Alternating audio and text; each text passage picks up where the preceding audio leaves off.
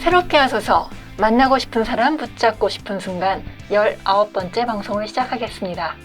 안녕하세요. 저는 진행을 맡은 이명아입니다. 오늘도 아주 특별한 손님을 모셨습니다. 요즘 청년 실업 문제, 청년 고용 문제가 굉장히 심각하지요. 이런 와중에서도 자신이 원하는 일, 자신이 하고 싶은 일을 원하는 직장에서 아주 신명나게 하고 계신 분입니다. 청년 출연자를 모시고 일하는 이야기, 신앙 이야기 나눠보도록 하겠습니다. 안녕하세요. 안녕하세요. 이렇게 잘해주셔서 정말 감사합니다. 네, 안녕하세요. 저희도 이렇게 청년 출연자를 모신 게 너무 영광인데요. 네. 먼저 본인 소개 부탁드리겠습니다. 안녕하세요. 저는 이제 32살 김태호고, 21살 때부터 청년부 활동을 시작했고, 25살 때부터 이제 아동일부 교사로 섬겼고, 현재 사회 속에서는 지금 반도체 관련 회사 연구원으로 근무하고 있습니다. 네. 어떤 연구하시는지요? 실제로 이제 반도체를 생산할 때 이제 반도체 장비가 필요하잖아요. 네네. 그런 장비들을 납품하는 이제 회사에서 근무하고 있습니다. 그래서 그럼 상품 개발도 하고 막 이러시는 거죠? 그죠. 이제 근데 주 네. 고객사는 이제 반도체를 직접 만드는 회사가 네. 고객사가 되고, 저는 그 고객사를 위한 장비를 설계하는 그런 회사로 생각하시면 될 것 같습니다. 어떻게 직장생활 만족스러우세요? 네, 되게 만족스럽게 지금 직장 생활을 하고 있고, 우선 생각해보면 제가 직장 생활을 만족스럽게 할 수 있었던 이유가 첫 번째로 우선 제가 기계공학을 전공하면서 이 전공을 그대로 살릴 수 있었기 때문에 되게 좋았고, 그 다음에 직장 사내 문화도 되게 수평적이고, 그리고 또 워라밸 이런 것도 챙길 수 있다는 점에서 상당히 만족스럽게 직장 생활하고 있습니다.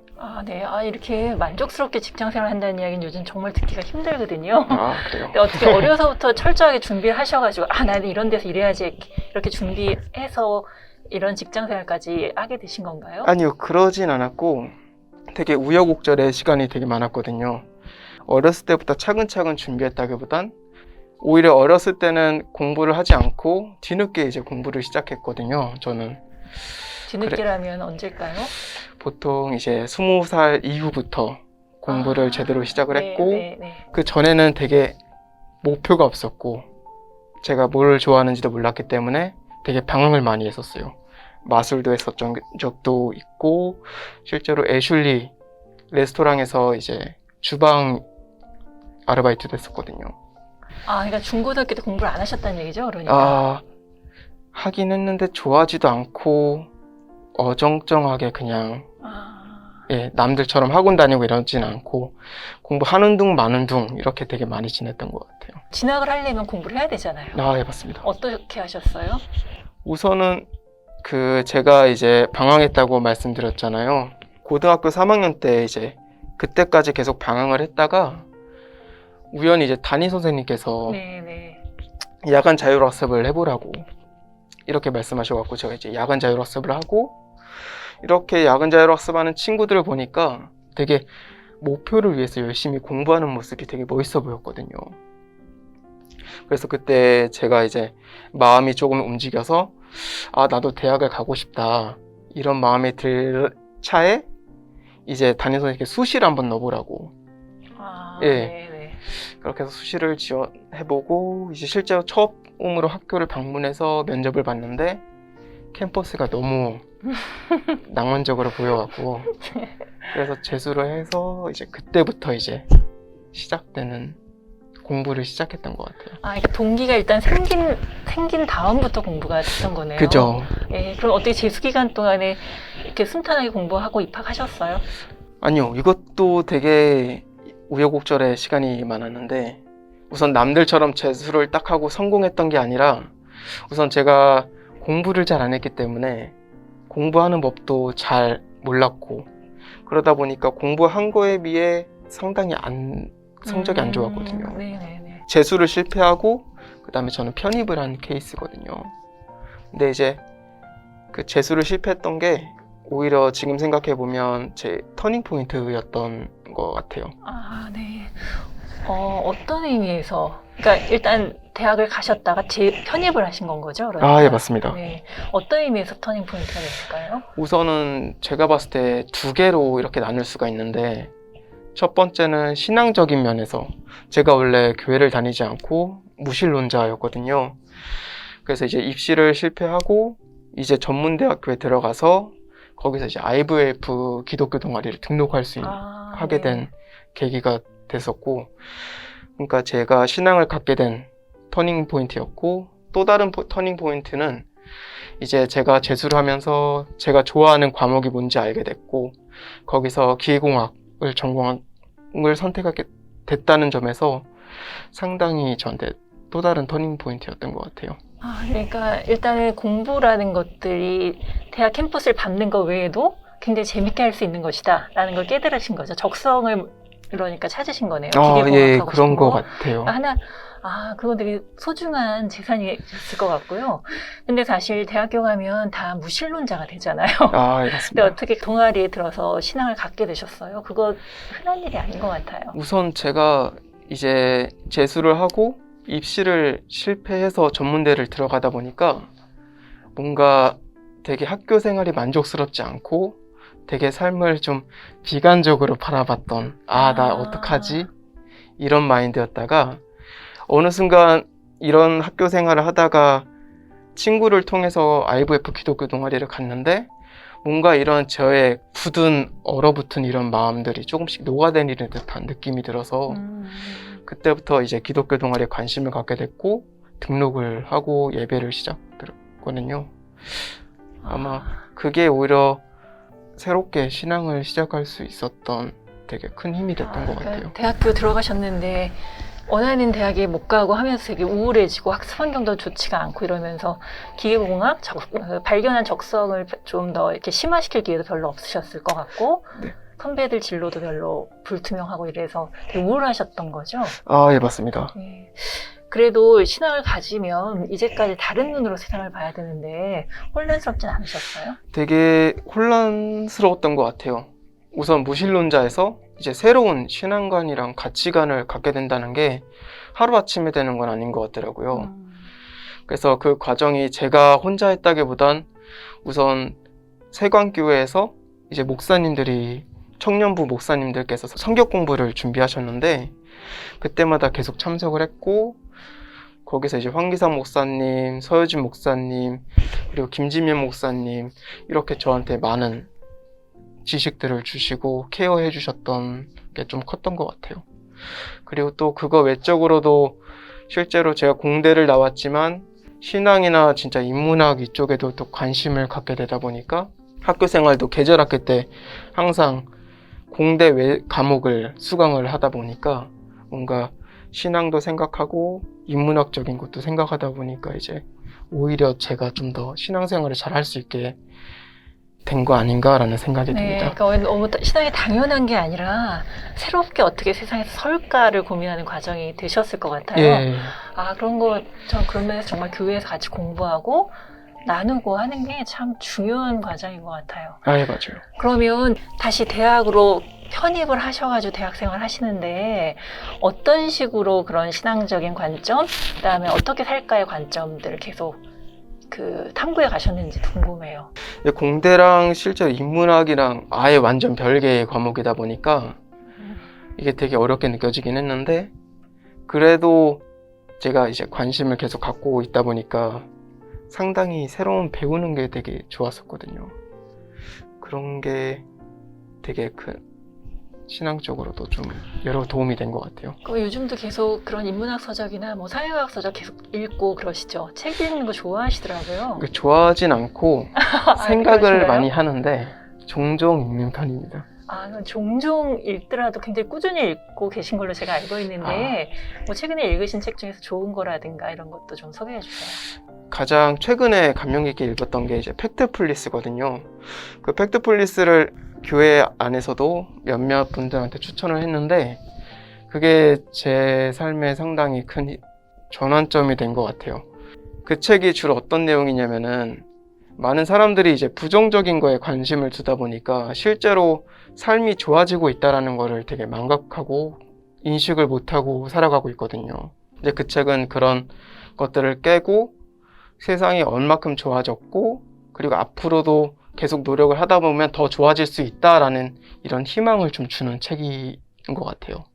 그래서 기독교인들이 읽어보면 세상이 뭔가 너무 안 좋다라고 이렇게 생각할 수 있는 기독교인들이 많을 텐데 저도 이제 그런 생각을 갖고 있다가 이 책을 읽으면서 아 그래도 세상이 좀 더 좋아지고 있구나 라는 생각에 좀 더 선한 행동이 나오게 되는 그런 영향력이 있는 책인 것 같아요. 네, 사실 뭐 이렇게 세상 돌아가는 거 보면 다들 이렇게 자기 것만 챙기고 악해지는데 내가 제대로 선다는 게 무슨 의미가 있어? 뭐 이렇게 좀 무기력해질 때가 있는데 네. 그럴 때 많은 도움을 받을 수 있는 책이기도 한 것 같나요? 아, 예, 같네요. 맞습니다. 예.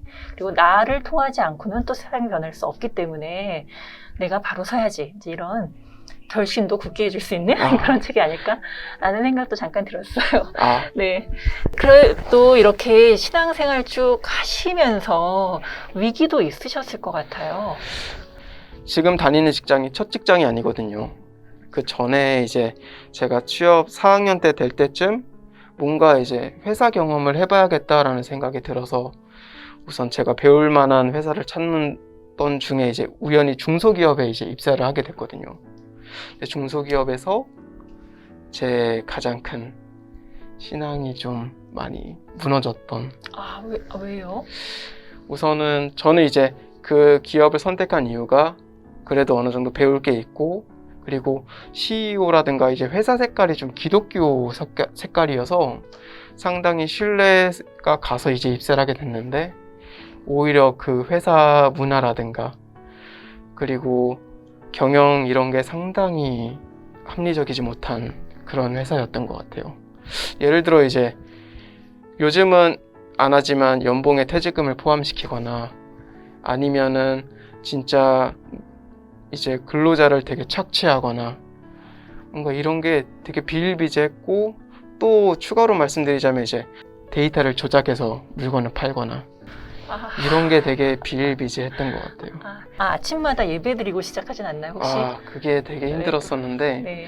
제가 이제 회사의 그런 모습을 보니까 되게 부정적인 감정이 들었는데 또 거기서는 신앙을 또 기도라든가 예배를 강요하다 보니까 기독교에 되게 부정적인 생각을 갖게 되더라고요. 저도 모르게. 그럴 수밖에 없을 것 같아요.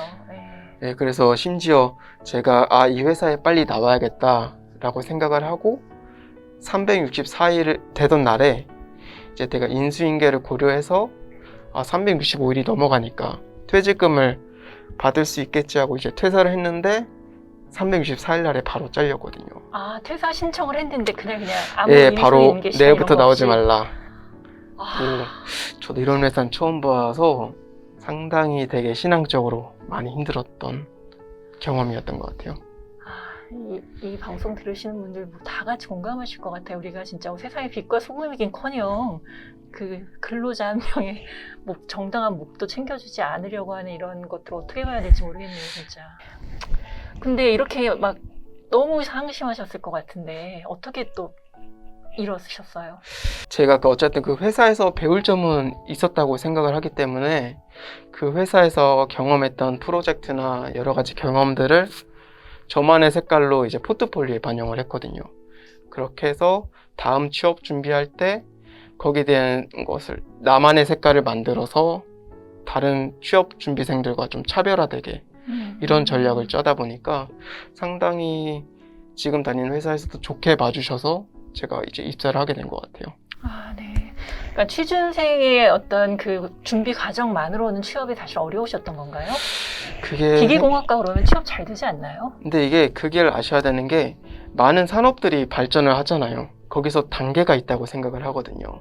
첫 번째로 한국에서도 섬유나 이제 의류 이런 사업을 하다가 이제 중공업, 기계 쪽으로 넘어가게 되고 그다음에 반도체, 전자 쪽으로 넘어가고 AI로 넘어가고 이런 과정에서 제가 취업할 때쯤에는 이제 기계 쪽에서 이제 전자 쪽으로 넘어가는 시기다 보니까 그렇게 많은 기계공학 취준생들이 되게 많이 힘들었었던 그런 시간이었던 것 같아요. 시기가. 그러니까 교육 내용하고 현장의 요구가 완전히 달라지는 그 시점이었던 거예요. 그죠. 시대 흐름 자체가 뭔가 기계공학에 취업하기에 상당히 좋다라고 말하기 어려운 시기였던 것 같아요. 근데 그 격차를 중소기업 취업을 통해서 극복을 하신 거네요, 그러니까. 그죠. 네. 그러면은 이제 이렇게 직장생활 열심히 하고 이렇게 지내시는데 직장생활 하시면서 느끼시는 보람, 뭐 성취 이런 것도 좀 소개해 주세요. 실제로 제가 이렇게 공부했던 것을 회사 안에서 썼을 때 상당히 공부하길 잘했다, 재미있다라는 느낌이 되게 많이 들었거든요. 사회가 되게 빨리 변하고 있잖아요. 그리고 사회가 지금 알다시피 지구온난화도 되게 빨리 이뤄지다 보니까 많은 큰 회사, 이제 반도체나 여러 가지 회사들이 저탄소를 되게 추구하다 보니까 기술 개발을 계속 요구하거든요. 저도 이제 거기에 합류하게 되면서 뭔가 엔지니어로서의 뭔가 이제 세상 속에 뭔가 선한 영향을 끼치고 있는 듯한 느낌이 들어서 되게 보람찬 느낌이 들었을 때가 좀 많았던 것 같아요. 전 딱 이게 약간 사명, 이 말씀 들으면 사명감이라는 단어가 훅 떠올랐는데, 진짜 자신의 지식과 자신의 의지를 통해서 이 지구촌이 당면한 문제를 해결하려고 하는 것보다 더 소중한 게 없을 것 같아요. 그런 지식을 가지고 계시다는 게 엄청 부럽습니다. 잘 부탁드리겠습니다. 지금 너무 심각해가지고. 네. 저 또 궁금한 게 있는데, 이제 이렇게 신앙생활 어쨌든 20살부터 이렇게 쭉 해오고 계시잖아요. 그래서 어떤 말씀을 좋아하시는지 또 어떤 말씀을 붙잡고 기도하시는지 저 이것도 궁금해요. 우선 제가 좋아한다기보단 되게 많이 살아오면서 떠올랐던 말씀 구절이 로마서 12장 2절이거든요. 너희는 이 세대를 본받지 말고 오직 마음을 새롭게 함으로 변화를 받아 하나님의 선하시고 기뻐하시고 온전하신 뜻이 무엇인지 분별하도록 하라. 제가 살면서 많이 떠올랐던 그런 말씀입니다. 왜 그 말씀이 더 많이 떠오르세요? 저도 사회생활 하다 보면 환경에 되게 많이 지배되고 살아가는 과정에서 되게 어려운 일도 있을 때가 많잖아요. 거기서 어느 정도 거기에 대해 타협을 하는 게 아니라 계속 뭔가 선한 삶을 살아가려고 이런 말씀을 계속 생각하면서 붙잡았던 것 같아요. 되게 공감이 되는데 사실 요즘 모든 게 그 사회 물질의 가치가 지배하는 사회인데 세대를 본받지 말고 오직 마음을 새롭게 함으로 변화를 받아. 그래야지 진짜 하나님의 온전하신 뜻을 분별할 수 있을 것 같아요. 요즘 저희 기도 제목도 있으시죠? 우선은 제가 나이가 좀 있어서 좀 배우자를 잘 맞는 사람을 찾는 걸 지금 원하거든요. 네네. 근데 그게 생각보다 쉽지가 않아서 요즘 그게 제 가장 큰 기도 제목입니다. 이렇게 훌륭한 신랑감을 제가 옆에서 제가 사전 인터뷰 때도 뵙고 이제 또 다시 뵙는데 훌륭한 신랑감 이렇게 있습니다. 네, 어떤 배우자 원하세요? 우선은 기본적으로 신앙을 갖고 있고 사고가 좀 열려있는 그런 사람이었으면 좋을 것 같아요. 뭐 사람들을 만나다 보니까 소통이라는 게 상당히 중요하다 보니까 그런 걸 많이 느꼈거든요. 그래서 좀 소통이 잘 되고 좀 신앙을 잘 갖고 있는 그런 자매분이었으면 좋겠습니다. 네, 그러면은 이제 이렇게 원하시는 배우자도 또 하나님께서 분명히 준비해 주셨을 것 같고 지금 직장생활 진짜 신명나게 하고 계시다는 거 저는 되게 많이 느꼈거든요. 이렇게 이야기하면서 어떤 계획을 갖고 계신지도 궁금해요.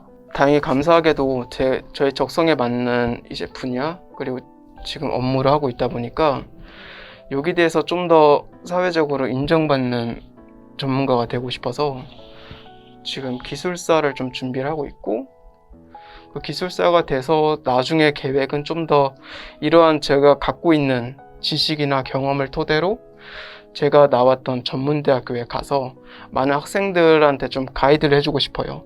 실제로 전문대 학교라는 거에서는 이제 학업에 대한 한계가 있거든요. 뭔가 많은 학생들이 2년 안에 주된 목표가 취업이다 보니까 실제로 편입을 원하는 학생들한테는 실제로 지원이 잘 되지 않는 그런 환경이거든요. 그래서 제가 만약에 이제 나중에 어느 정도의 인정받는 엔지니어가 되면 그 학생들한테 좀 더 다른 길을 좀 제시할 수 있는 그런 멘토가 되고 싶은 마음이 있습니다.